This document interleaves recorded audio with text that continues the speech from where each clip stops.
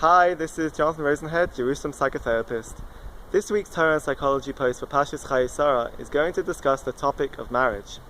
There are two significant events in this week's Pasha relating to marriage.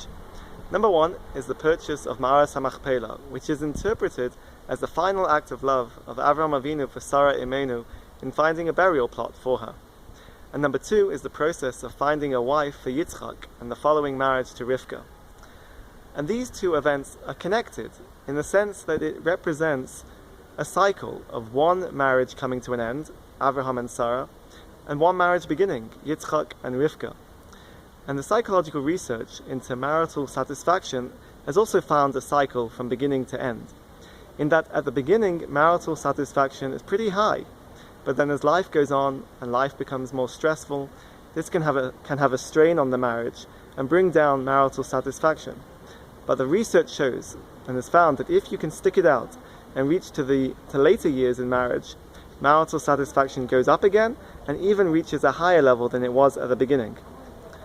So what's the science behind successful relationships? How do you ensure that a marriage is successful and enduring?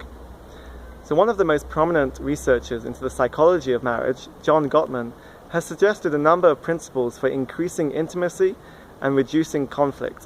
So I'm going to mention a few of them. Number one is what he calls love maps.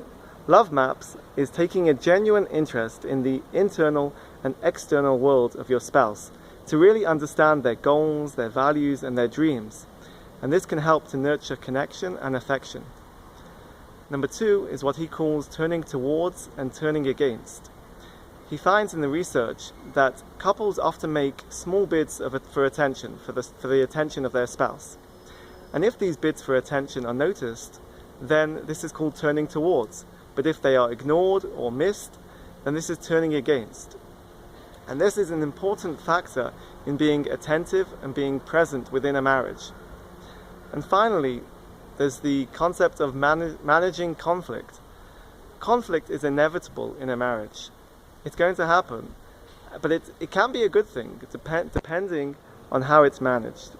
So what he discusses in the research is how a discussion surrounding conflict is managed and how it begins. If a conversation begins with a harsh startup, with negative expression, then it's not going to end well. But if a conversation starts in a soft way, with positive expression, then this can lead to a understanding and a mutual understanding which can increase the quality of the relationship and increase the trust within the marriage. I wish you a good Shabbos and keep well.